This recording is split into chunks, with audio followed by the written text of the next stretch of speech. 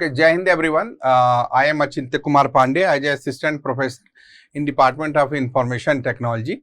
Today I am going to present my video lecture on the topic concept of object orientation and programming using C++.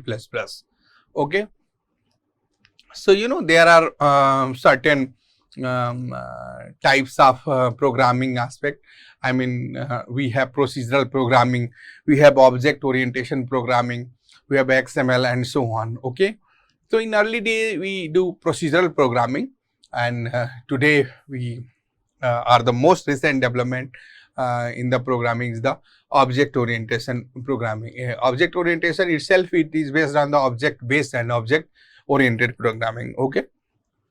So, in object orientation, what we do, everything comes under the object. Okay. So, this is so let's have some, what are the advantage of object oriented before over procedural programming. So, in procedural program like in C or Pascal, we use the procedural programming in which everything is broken into the a large code or problem is divided into sub problem, and then sub problem further is divided into sub problem. Okay. So, everything is based on the procedure, or you can say simply say as a function. With an object orientation, we think in terms of objects, how the objects are going to communicate, how the objects takes memory and all. Okay. So, in terms of these, we do the object oriented programming. Okay. So, object is basically the the variable of type class. Okay. So, let us see the objective of is just to explore the object orientation and the programming using C++. Okay.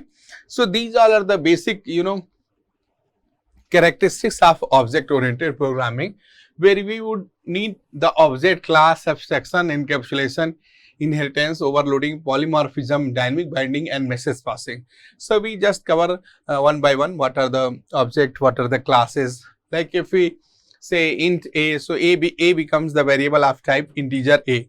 Similarly, we could make the user defined data, like we have a student and a particular student. So, a particular student become the object, right? Like student 1, student 2, these are the object of type student. Like employee, so a particular employee become the object, and the whole employee or student, or you can say like this type of data, these are the class. Okay. So, next is data abstraction. Okay. So, one by one we just cover. So, objects are basic building block for designing program. It is a collection of data members and associated member function. Okay. So, basically class is a collection of object of same type. Okay. Like variable, we have integer, float and character. Okay. So, the particular variable is the particular, if we say a, so a is a particular variable of type integer. Similarly, object is a particular type of that user defined. Okay. So, it is just like you say that structure. Okay. Object is exactly just like structure we use in C. The difference is that the by default member of the objects are private, and in the structure by default the members of the structure is public. Okay. So, we see that object would have only either data or functions. So, these all are the data and these are the functions. Okay. So, function operate over the data. Okay. So, an object may represent a person, place or a table. Each object it identify unique name. Okay. It is a member of a particular class.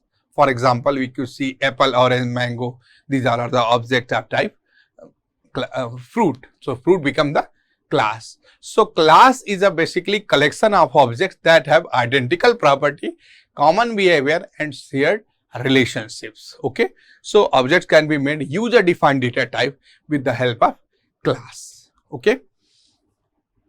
Okay. So, once class is defined, any number of objects you can create For example, if a class is employee, so we could make so many employee and employee E1, E2, or you can make the array of employee, array of object even. Okay, so classes are basically user defined data types, and the class hold both data and function just like object. Okay, so for example, planet, sun, moon, these all are the, you can say. Okay, here we can even say we have created three objects, object A, object B and object C. So either object or class we can say. So this is basically what, this will have data and functions. Okay, so one object communicates with another object over the functions. Okay, so we could see by using the diagram. And in object oriented, the suppose if there are so many class, so object of a particular class, you know, so only these functions are accessible to that particular data, right? Suppose if we create a class A would have some data and some functions. So only those functions which are inside of that class, for example, class here A, they are allowed to access that data. So this is very important thing, because that's why data are, the property of data hiding, or you can say the encapsulation features is that ki only the member function means the function which are inside the class, they are just allowed to access the data of that class. Okay, not other function of some different class could access the data of some different class. Okay, while in C data are publicly floated, so anyone could access, but in even object oriented programming, a particular class function is allowed to access the data of that class only. Okay, so that's why data are wrapped. So how we are going to communicate one object with another, it is only done by the function of that class. Okay, so we could see that data could not, communicate. I mean, object A data cannot be directly access to function of object B or object C. Okay, so and this is basically the organization of data and function in object oriented programming environment. Abstraction is basically an act of representing the essential feature without including the background detail, that is called abstraction. Encapsulation means encapsulating, right? There's like the wrapping of data and function into a single unit, that is the class. This is called encapsulations. Okay. Okay. Inheritance is basically the concept of reusability, how we could reuse the code in future, that is could done by the inheritance. We need not require to write code in the future. If it is already in the parent or base class, we could simply inherit that class. Means we could inherit, or that member or function could become the member of the new subclass, or you can say the derived class. So it is the process by which one object can acquire and use the property of another object. So the class could be base class, or you can say sometimes super class or sometimes parent class. Then subordinate, I mean derived class or subclasses there. All right. Like here we could see bird could be divided into flying bird, non-flying bird. So this could be the parent class of these two derived class. Further we could derive. So we could exhibit different types of inheritance. I mean single inheritance, multiple inheritance, multi-level inheritance, hybrid inheritance, or further we can see one kind of inheritance, that is tree kind of inheritance, hierarchical inheritance. So these all are the types of inheritance we could be there, or we could use. Okay. So in object oriented programming, the concept of inheritance provides the idea of reusability. This means that we can add additional features to an existing class without modifying that. Okay. So this is the advantage of inheritance. Polymorphism is basically the process, how one thing going to exhibit different things depending on the context of that thing, depending on the context. Like here we just see with the example, we have draw function, and depending on the type of argument we could pass to this, say, function draw, we could make circle, we could make box, or we can make triangle. Okay. So polymorphism is this is the concept, and the implementation of this concept is either by the function overloading or operator overloading, and by the virtual function. Okay.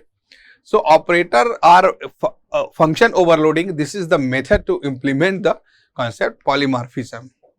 So basically function overloading is what? The name of the function is same, but if we make change in the number of types or number of argument which we are going to pass that functions, so it could exhibit different code. Okay. So this feature means where a single function name could exhibit different behavior, that this comes under the polymorphism. Okay.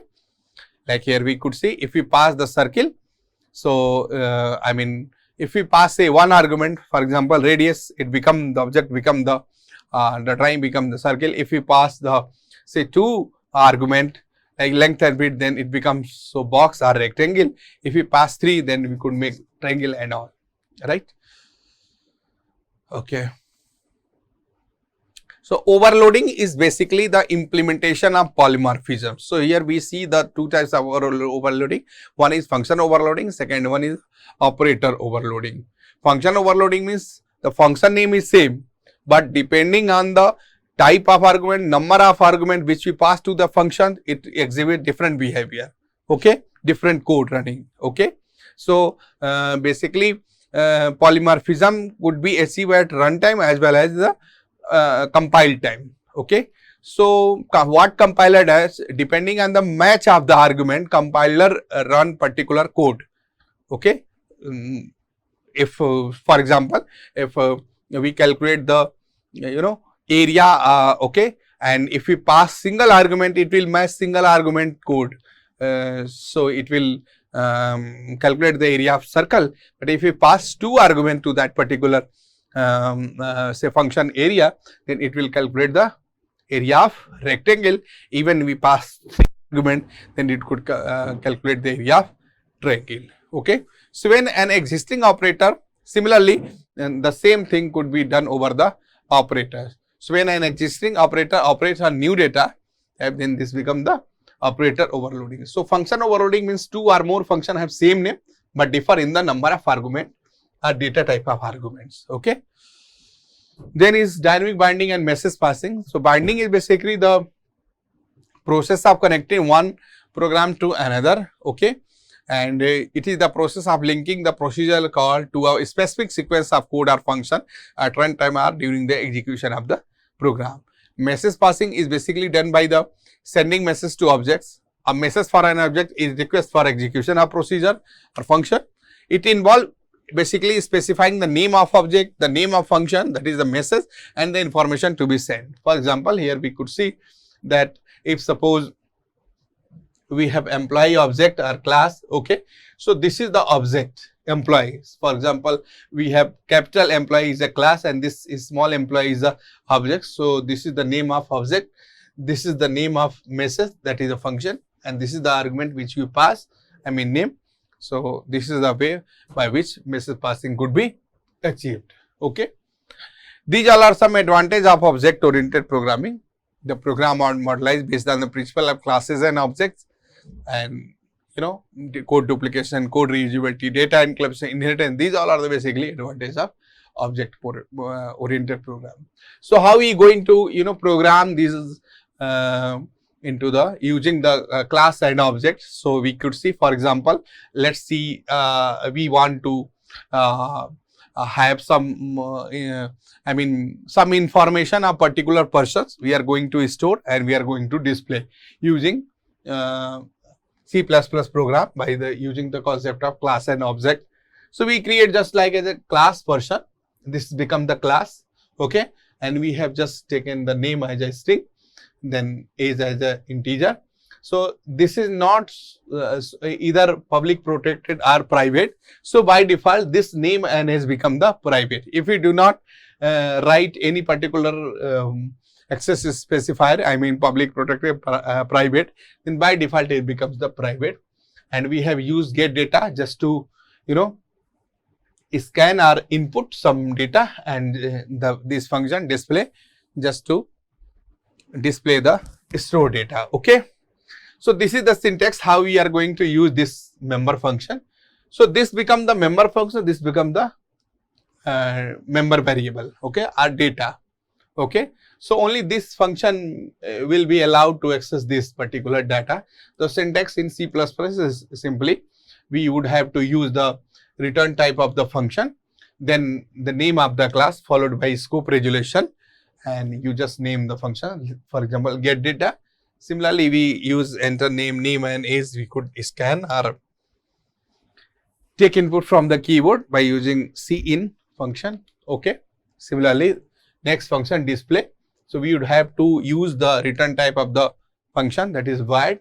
Then we would have to name the class to which this function belong, then scope resolution and this function. So you could do this. At runtime, we would have to create the object of that particular class. Class is person, so we have make an object P. We could make P1, P2 or PQ or so many object of that particular class. And we would have to either uses the dot operator, or using pointer you could use the arrow operator. So P dot get display. So this display function will be automatically invoked, and it will display enter name. You will enter name, it will be stored in the name variable. Similarly, to ask enter age, it will be stored in the age, and again we will invoke this P dot display, means this display functions. Then the display function will simply display our output at the screen, this stored variable name and age. Okay. So this is how you you would have to create so many class, and in the main you could create the object depending on how many objects you are required, and you could do code like that. Okay. So this is all about a simple overview of object oriented programming and how you program in using C++. Okay. Thank you everyone. Thank you.